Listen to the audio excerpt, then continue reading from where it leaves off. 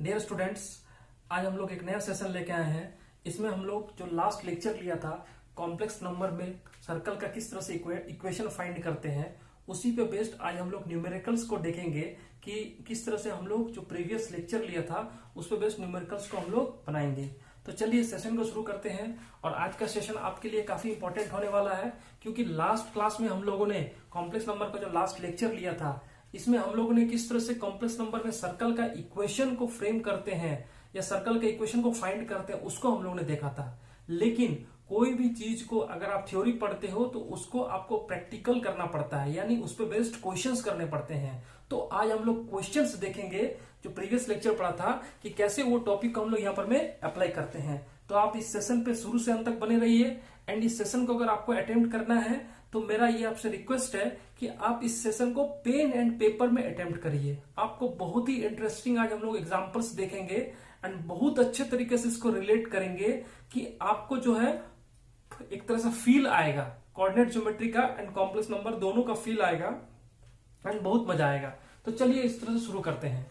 तो स्टूडेंट्स, जो हमारे पास में पहला क्वेश्चन है उसको ध्यान से देखिए। क्वेश्चन ये है कि find centre and radius of the circle. ये सर्कल का इक्वेशन दिया हुआ है। सर्कल का इक्वेशन कोऑर्डिनेट ज्योमेट्री में नहीं है बच्चों, कॉम्प्लेक्स नंबर में है। Find centre and radius of the circle z z bar plus 1 minus i into z plus 1 plus i into z bar minus 7 equal to 0। तो स्टूडेंट्स, ये equation है circle का कॉम्प्लेक्स नंबर में और आपको ये सर्कल का सेंटर और रेडियस फाइंड करना है। तो चलिए बच्चों, बिना लेट किए हम लोग इसको शुरू करते हैं। ठीक है, तो लास्ट क्लास में मैंने आपको इक्वेशन लिखाया था, उसको ध्यान से देखना है कि mod z square plus a z bar plus a bar z plus b equal to 0, ये सर्कल का इक्वेशन था। तो इसी से इसको कंपेयर कर देते हैं। ठीक है, मैंने आपको बोला था कि ए जो होता है वो कॉम्प्लेक्स नंबर होता है एंड बी क्या होता है, रियल नंबर होता है। तब इस इक्वेशन को गौर से देखिए। ठीक है, आपको ए कहां से मिलेगा, आपको ये वाला टर्म ए हो जाएगा, क्योंकि जेड बार जो है उसका कोफिशिएंट कितना है, ए है। तो जेड बार का कोफिशिएंट यहाँ पर में ए है और यहाँ पर में जेड बार का कोफिशिएंट कितना है, 1 प्लस आई है। यानी ए का वैल्यू कितना हो गया, 1 प्लस आई। ए का वैल्यू कितना हो गया बच्चों, 1 प्लस आई। तो ए बार कितना हो जाएगा, ए बार इक्वल टू 1 माइनस आई। तो यहां पर में ए बार दिया हुआ है, ए बार इंटू जेड, तो ए बार इंटू जेड। तो ए का वैल्यू 1 प्लस आई, ए बार कितना है, 1 माइनस आई। यहां पर में बी का वैल्यू कंपेयर करिए, बी का वैल्यू कितना है, -7, बी -7 है। ठीक है, तो लास्ट क्लास में मैंने बताया था सेंटर जो होता है वो सर्कल का वो कितने के बराबर होता है, -a के बराबर होता है। यानी सर्कल का जो सेंटर होगा वो -a होगा। तो -a मतलब कितना हो गया, माइनस ऑफ 1 प्लस आई, यानी सेंटर हो जाएगा -1 माइनस आई। तो अगर आप सेंटर को कोऑर्डिनेट्स में लिखोगे तो ये जो रियल पार्ट है वो x कोऑर्डिनेट हो जाएगा एंड जो इमेजिनरी पार्ट है वो क्या हो जाएगा, y कोऑर्डिनेट हो जाएगा। तो यहाँ पर रियल पार्ट कितना है, -1, तो सेंटर का x कोऑर्डिनेट -1। यहाँ पर में इमेजिनरी पार्ट कितना है, -i, तो इसका y कोऑर्डिनेट -1। यानी ये सर्कल का क्या हो गया, सेंटर हो गया। ठीक है बच्चों, अब आपको रेडियस निकाला था, तो रेडियस का आपको फॉर्मूला बताया था कि radius equal to under root of mod of a square minus b. Radius कितना बताया था, mod of a square minus b. तो यहां पर देख लेते हैं, अंडर रूट मॉड ए कितना होगा, जल्दी से बताओ, मॉड ए यानी अंडर रूट 1 का ए 1 प्लस आई, तो मॉड ए हो जाएगा अंडर रूट 2। तो अंडर रूट 2 का स्क्वायर माइनस बी कितना है, -7। ठीक है, तो ये कितना हो गया बताओ, √2 का स्क्वायर 2 और प्लस 7, तो कितना हो गया, √9। तो आपको जो रेडियस हो गया बच्चों, वो रेडियस कितने के बराबर हो गया, 3। यानी ये जो सर्कल होगा इसका सेंटर हो जाएगा -1 एंड रेडियस कितना हो जाएगा, 3। यानी ये जो आपने सर्कल लिखा है इसका सेंटर हो जाएगा -1, यहां से आ गया एंड रेडियस कितना हो जाएगा, इसका रेडियस हो जाएगा, रेडियस इज इक्वल टू 3। तो इस तरह से हम लोग क्वेश्चंस पे इसको अप्लाई करते हैं। ठीक है, बहुत ही इजी सवाल है, आपको फॉर्मूला पता होना चाहिए या आपको इक्वेशन याद होना चाहिए। Mod z square plus a z bar plus a bar z plus e b equal to 0। ये जो इक्वेशन है ये सर्कल का इक्वेशन है, जिसमें सेंटर होता है माइनस ए एंड रेडियस होता है mod of a square minus b. तो आपको ए पता चल गया, ए को माइनस से मल्टीप्लाई कर दिया तो माइनस ए मिल गया, तो वहां से रियल पार्ट और इमेजिनरी पार्ट को सेपरेट कर लिया तो आपको सेंटर मिल गया। उसके बाद आपने क्या कर लिया, मॉड ए निकाला तो मॉड ए का वैल्यू √2, उसका स्क्वायर कर दिया तो 2 माइनस माइनस 7 यानी √9, तो रेडियस वो हो गया आपको 3। तो इस तरह से हम लोग इक्वेशन को फाइंड करते हैं।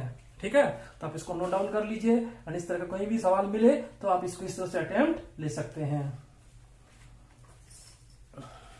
कोई डाउट हो तो बता सकते हो आप। अगर आपको कोई डाउट हो तो आप उसको कमेंट बॉक्स में लिखिए। ठीक है, हम कोशिश करेंगे कि आपके डाउट्स को क्लियर कर सके। तो आप कमेंट्स में लिखिए, अगर आपको कोई भी टॉपिक या कोई भी आपको टॉपिक में या कोई भी एरिया में आपको दिक्कत हो रहा है तो आप उसको कमेंट बॉक्स में लिखिए। ज्यादा से ज्यादा नंबर्स में स्टूडेंट्स आप लिखिए तो मैं उस टॉपिक को आपको यहाँ पर मैं डिस्कस। ये हमारे पास में नेक्स्ट जो है क्वेश्चन है। नेक्स्ट क्वेश्चन क्या, ध्यान से देखो। Z z bar plus -3 + 4i into z bar -3 + 4i z plus k equal to 0 represents a circle, then find range of k। ठीक है, ये हमारा नेक्स्ट क्वेश्चन है। क्वेश्चन बिल्कुल क्लियर है, ये कॉम्प्लेक्स नंबर में बोल रहा है, सर्कल का इक्वेशन है और आपको k दिया हुआ नहीं है, तो k का क्या रेंज होगा जिसके कारण ये पूरा इक्वेशन किसको रिप्रेजेंट करेगा, सर्कल को रिप्रेजेंट करेगा। यानी find the range of k for which this equation represents a circle. तो आपको ये ध्यान देना है और इस क्वेश्चन को कैसे सॉल्व करेंगे वो चलिए हम लोग इसको प्रोसेस करते हैं। तो ध्यान से देखना बच्चों, बहुत ही इंपॉर्टेंट टॉपिक है JEE Mains and JEE Advance में। और जो भी स्टूडेंट आपका जेई एडवांस और जेई मेंस का प्रिपरेशन कर रहा है वो इस टॉपिक को नेग्लेक्ट नहीं कर सकता है, क्योंकि सर्कल का जो लोकस है वो कोऑर्डिनेट ज्योमेट्री में भी इंपॉर्टेंट है एंड कॉम्प्लेक्स नंबर में तो इंपॉर्टेंट है ही। तो देखना है इसको यहां पर में। तो आप जो सर्कल का इक्वेशन हम लोग ने लिखा था उसको ध्यान से देखो।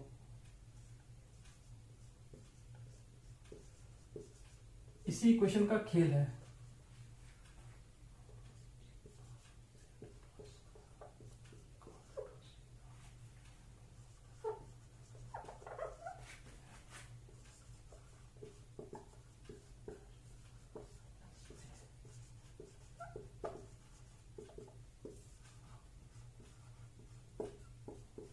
इसमें तो किसी को डाउट नहीं होना चाहिए बच्चों।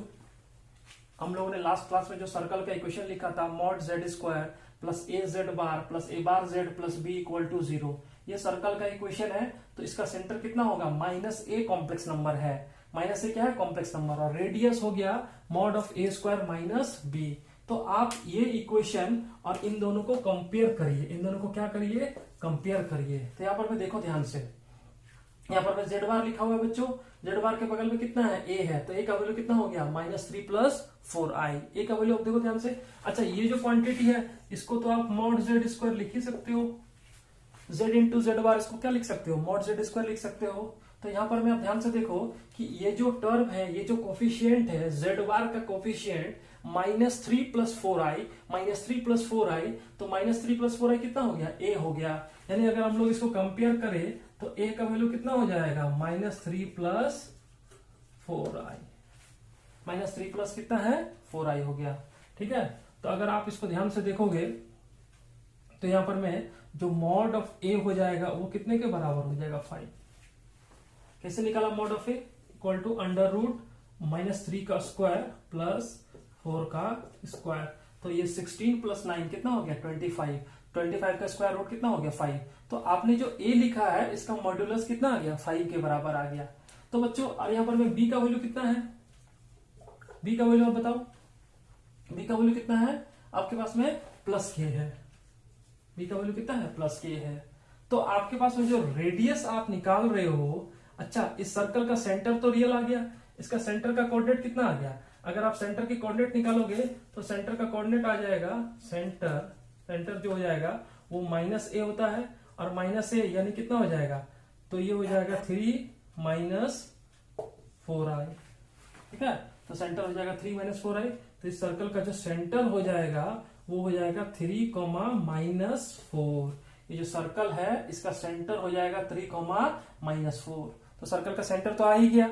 सेंटर तो क्या है, रियल नंबर सेंटर जो है 3, -4 है। तो मुझे के का रेंज फाइंड करना है। अब आप ध्यान से देखो यहाँ पर में, अगर हम लोग इसको नोट डाउन कर लेते हैं तो आप इसको बोल सकते हो यहाँ पर में, ये जो इक्वेशन है इसको हम लोग थोड़ा सा डिलीट करते हैं यहाँ पर में। ध्यान से देखना बच्चों, तो आपने लिखा है अभी कि radius equal to under root of, कितना लिखा था, mod of a square minus b. तो मॉड ऑफ ए स्क्वायर कितना हो गया, मॉड ऑफ ए स्क्वायर, तो मॉड ऑफ ए स्क्वायर कितना हो गया 25 माइनस बी, और बी का वैल्यू कितना है, के है। ठीक है, और आपको पता है कि रेडियस कभी भी नेगेटिव नहीं हो सकता है। तो ये जो स्क्वायर रूट के अंदर क्वांटिटी है, ये क्वांटिटी क्या हो जाएगा, पॉजिटिव हो जाएगा for circle to be defined in complex number. तो आपको क्या करना है, 25 minus k greater than 0 for real circle. तो यहां से आप लिख सकते हो 25 ग्रेटर देन के, 25 ग्रेटर देन के। तो फाइनल जो हमारे पास में के का रेंज आ रहा है वो आ जाएगा के इज लेस देन 25, यानी के का जो रेंज होगा वो कितना हो जाएगा, 25 से छोटा हो जाएगा। तो आपको यही पूछ रहा था कि के का क्या रेंज होगा जिसके कारण आपको ये जो पूरा इक्वेशन दिया हुआ था ये सर्कल को रिप्रेजेंट करे कॉम्प्लेक्स नंबर में। तो आपको प्रोसेस कैसे करना है बच्चों, प्रोसेस आपको ऐसे करना है कि पहले जो स्टैंडर्ड इक्वेशन लिखा है उससे ए का वैल्यू फाइंड करिए, फिर उससे -a लिख के आप सेंटर लिख लो, फिर आपको रेडियस का जो फॉर्मूला है mod of a square minus b, उस फॉर्मूले में पुट करके आप के का रेंज लिख सकते हैं। तो जो हमारे पास में फाइनल आंसर आएगा के का, यानी for this equation two represent a circle के मस्ट बी लेस देन कितना हो जाएगा 25। तो आपको यही पूछ रहा था। तो ये हमारे पास में नेक्स्ट क्वेश्चन था, और इस तरह से क्वेश्चंस आपको पूछे जाएंगे। और आप याद करो इस तरह के क्वेश्चंस आप कोऑर्डिनेट ज्योमेट्री में भी करते हो। कोऑर्डिनेट ज्योमेट्री में भी आपको सर्कल का इक्वेशन दिया रहता है, x² + y² + 4x + 6y - k = 0। Find the values of k for which that equation represent a circle. तो उसी तरह का इक्वेशन यहां पर में भी है। ठीक है, तो दोनों टॉपिक में इंटर रिलेशन है और बहुत ही इंपॉर्टेंट टॉपिक। स्टूडेंट्स, हमारे पास में जो नेक्स्ट क्वेश्चन है कॉम्प्लेक्स नंबर का, उसको हम लोग देखते हैं। क्वेश्चन ये है कि if mod z = 1 then the complex number -2 + 4z lies on option a circle, option b parabola, option c ellipse and option d straight line. ठीक है, तो हमारे पास में क्या है कि एक इक्वेशन है मॉड z = 1 और आपको बताना है कि -2 + 4z कहां लाई करेगा, सर्कल में लाई करेगा, पैराबोला में लाई करेगा, इलिप्स में लाई करेगा, स्ट्रेट लाइन में लाई करेगा, ये आपको बताना है। ठीक है, तो चलिए देखते हैं। इस तरह के क्वेश्चंस भी जेईई मेंस और एडवांस में काफी पूछे जाते हैं। तो देखिए, सबसे पहले आपने क्या करा, आपको जो इक्वेशन दिया हुआ है मॉड z = 1 उसमें आपने लिख लिया। अगर मॉड z = 1 दिया हुआ बच्चों तो इसको हम लिख सकते हैं मॉड ऑफ z - 0 = 1। ठीक है, क्योंकि मॉड z है तो वहां पर मैं 0 सब्ट्रैक्ट करो, 0 ऐड करो, कुछ फर्क नहीं पड़ता है। तो यहां पर मैं आप लिख सकते हो कि ये सर्कल है जिसका सेंटर 0 0, क्योंकि ये 0 मतलब 0 0, एंड इसका जो रेडियस है वो रेडियस कितने के बराबर हो गया, 1 के बराबर हो गया। यानी ये जो कॉम्प्लेक्स नंबर है z, ये सर्कल पे घूमेगा जिसका सेंटर क्या है 0 0 एंड रेडियस क्या है 1 है। ठीक है, तो आपको बताना है ये जो कॉम्प्लेक्स नंबर है -2 + 4z ये कहां लाई करेगा, ये आपको बताना है। तो आप क्या करो, इसको आप अल्फा एज्यूम कर लो। लेट आपको जो कॉम्प्लेक्स नंबर है -2 + 4z इसको आप अल्फा एज्यूम कर सकते हैं। लेट अस एज्यूम कि -2 + 4z कोई कॉम्प्लेक्स नंबर है जिसको हम लोग ने अल्फा एज्यूम कर लिया। तो आप इसको लिख सकते हो अल्फा + 2 = 4z। तो यहां पर में से z का वैल्यू आ जाएगा अल्फा + 2 / 4, अल्फा + 2 / 4। तो आप ध्यान से देखो यहां पर में, यानी आपने जो अल्फा लिया था उसको हमने जेड को लिख दिया, तो जेड मेरे को मिल गया alpha plus 2 divide by 4। Now अब क्या करो, put z in mod z equal to 1, mod z equal to 1 में पुट कर दीजिए। इसको आप क्या लिखोगे, mod of alpha plus 2 divide by 4 equal to 1, आपने ऐसा लिख दिया। तो जब आप इसको अरेंज करोगे तो ये बन जाएगा mod of alpha plus 2 equal to 4, mod of alpha plus 2 equal to 4। और ये इक्वेशन आपको क्या है, कुछ जाना पहचाना सा इक्वेशन दिख रहा है, mod of alpha plus 2 equal to 4। आपको मैंने बताया था कि ये जो अल्फा है इसके बारे में बताना है, तो आप इसको ऐसे समझ लो कि ये z minus z naught equal to r, इस तरह का कुछ इक्वेशन है, mod of z minus z naught equal to r. तो ये जेड जो है अल्फा है, तो अल्फा कहां लाई करेगा, तो आप यहां से बोल सकते हो, you can write it as, अगर आप इसको देखोगे तो यहां पर आप लिख सकते हो कि यह here alpha lies on a circle, alpha circle में लाई करेगा विथ सेंटर, सेंटर बताओ बच्चों, सेंटर कितना हो जाएगा -2, सेंटर -2 है। -2 का क्या मतलब हुआ, -2 का कॉम्प्लेक्स नंबर मतलब हो गया -2,0। यहां पर कॉम्प्लेक्स नंबर -2 है, तो -2 कॉम्प्लेक्स नंबर कहां लाई कर जाएगा, रियल एक्सिस में लाई करेगा, नेगेटिव रियल एक्सिस में। तो नेगेटिव रियल एक्सिस में वाई कोऑर्डिनेट कितना हो गया 0। तो ये जो अल्फा है ये सर्कल पर लाई करेगा जिसका सेंटर -2,0 और रेडियस कितना हो जाएगा, रेडियस इक्वल टू कितना हो गया 4। तो ये आपका सर्कल का इक्वेशन हो गया। ठीक है, तो आप इस तरह से क्वेश्चन को सॉल्व कर सकते हैं। तो आपको जो कॉम्प्लेक्स नंबर -2 + 4z कहां लाई करेगा उसको हमने अल्फा एज्यूम कर लिया, और अल्फा लाई करेगा एक सर्कल पे जिसका सेंटर हो गया -2,0 एंड रेडियस कितने के बराबर हो गया 4 के बराबर हो गया। तो स्टूडेंट्स इस तरह से हम लोग क्वेश्चंस को सॉल्व करेंगे कॉम्प्लेक्स नंबर में सर्कल को। एंड आई होप कि हमने ये जो एग्जांपल्स लिए हैं इससे आपको कॉन्फिडेंस आया होगा, एंड जो हमने इस पे बेस्ड आपको प्रीवियस लेक्चर में कुछ कॉन्सेप्ट समझाया था कि कैसे सर्कल का इक्वेशन फाइंड करते हैं, आप उसको समझ के इन सारे प्रॉब्लम्स को अटेम्प्ट करिए। आपको ये सारे प्रॉब्लम्स जो है कोई ज्यादा डिफिकल्टी नहीं होगा, आप प्रैक्टिस करिए। एंड अगर आपको लगता है कि कोई क्वेश्चन में डाउट है तो आप उसको कमेंट बॉक्स में लिखिए, हम उसके लिए आपको सॉल्यूशंस प्रोवाइड करेंगे, या जो आपका डाउट्स है उसको सॉल्व करने का कोशिश करेंगे। तो आपसे मेरा एक रिक्वेस्ट है कि अगर आपको ये सेशन अच्छा लगे तो आप इसको अपने फ्रेंड्स के साथ शेयर करिए, अपने जूनियर्स के साथ शेयर करिए, एंड जो हम लोग जो इस चैनल है आप इस चैनल को भी अपने फ्रेंड्स को सब्सक्राइब करवाइए। तो थैंक यू डियर स्टूडेंट्स।